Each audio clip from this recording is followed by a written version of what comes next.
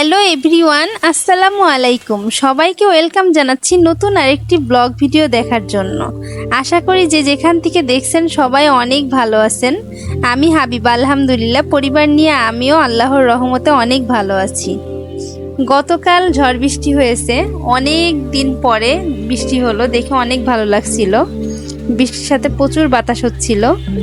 গত বছরে আমার 2টা মরিচ গাছ এই বর্ষাতে মারা গেছে। বর্ষার পানি তো আসলে মরিচ গাছে পানি বেশি শুট করে না, যেটা দেখলাম আর কি। তারপরে এই জন্য এই ভয়ে কালকে যেই ঝড় বৃষ্টি হয়েছে আমি তাড়াতাড়ি করে মরিচ গাছটা ভিতরে নিয়ে আসছি, নিয়ে এসে টিভির পাশে রেখে দিয়েছিলাম। এখন আজকে সকালবেলা দেখছি ভালোই একটু রোদ উঠছে। রোদের তার তো তেজ নেই, কিন্তু তারপরে ভালোই রোদ উঠছে। এই জন্য মরিচ গাছটা এখন আবার বাইরে নিয়ে যাচ্ছি। এদিকে বারান্দার অবস্থা খুবই খারাপ, বারান্দায় একদম পুরা কাদা মাটিতে ভরে গেছে। যেহেতু গাছগাছালি থাকে, মাটির উপরে পানি পড়লে পুরো কাদা হয়ে যায়। বারান্দাটা ধুয়ে ফেললাম, তারপরে ঘরগুলো একটু ঝাড় দিয়ে ফেললাম, ফার্নিচারগুলো আস্তে আস্তে মুছে ফেলছি, বাচ্চাদেরকে স্কুলে দিয়ে আসছি। আসলে একটা সংসারের তো কম কাজ থাকে না। আর তারপরে আপনাদের ভাইয়া কাজের মানুষ রাখা একদমই পছন্দ করে না, সবসময়ই বলে যে কাজের মানুষ রাখার দরকার নেই, কারণ যেটুকু বাসার কাজ এই কাজটুকু নিজে করলে পরে শরীর ভালো থাকবে। তা আমিও আসলে ওর অবাধ্য হয়ে আর কাজের মানুষ রাখতে চাই না। এই জন্য টুকটাক করে সারাদিনই দেখা যাচ্ছে কাজ করতে হয়। তারপরে ঘরগুলো ঝাড়ু দিয়ে ফেললাম। এদিকে ময়লার বালতিতে আমি সবসময় একটা পলিথিন দিয়ে রাখি। ময়লার বালতিতে পলিথিনটা দিয়ে রাখলে না ময়লার বালতিটা অতটা নোংরা হয় না, পরিষ্কার থাকে। যাই হোক, আজকে আমার মনটা অনেক খুশি হয়ে গেছে একটা সংবাদ শুনে।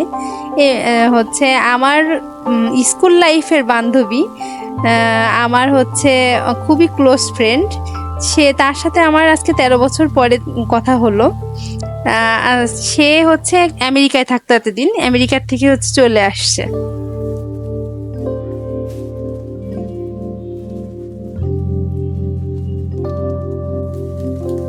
এরপরে রান্নার কাছে চলে আসলাম।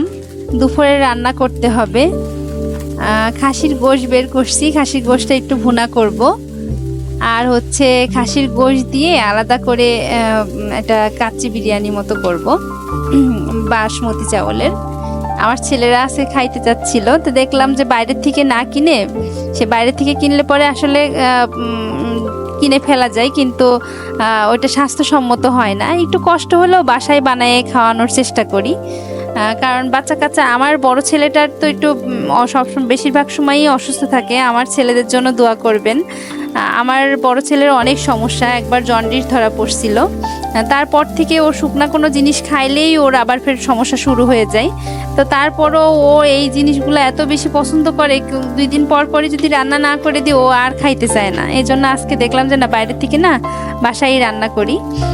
যাই হোক, রান্না করতে করতে আবার সেই আমার যে বান্ধবীর কথা বলছিলাম, সে আমাকে আজকে ফোন দিয়ে বলে কি যে তুমি তোমার বাসার আশেপাশে কোনো একটা ফ্ল্যাট খালি থাকলে আমার জন্য ফ্ল্যাট দেখো, আমি ফ্ল্যাট নেব, কিনবে আর কি। তা আমাদের বাসায় আমাদের এই বিল্ডিংয়ে একটা ফ্ল্যাট খালি ছিল, কিন্তু ওরা লিফটওয়ালা বাসা নেবে, আমাদের এই বিল্ডিংয়ে লিফট নেই।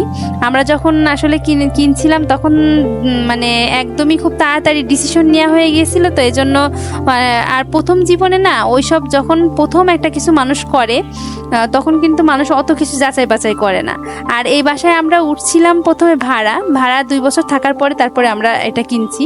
তো অত কিছু চিন্তা ভাবনা করা হয়নি। আমাদের রুমগুলো অনেক ছোট ছোট, এখনকার মতো বুঝ হইলে হয়তো বা নিতাম না।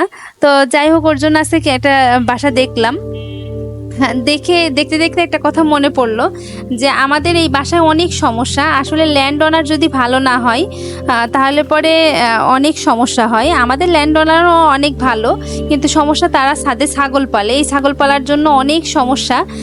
আমাদের যে ডেভেলপার, সে ডেভেলপারও ওনাদেরকে নিয়েও অনেক মিটিংয়ে বসা হয়, কিন্তু যতই মিটিংয়ে বসা হোক না কেন তারা ছাগল পালবেই, তাদেরকে যত বলা হোক না কেন।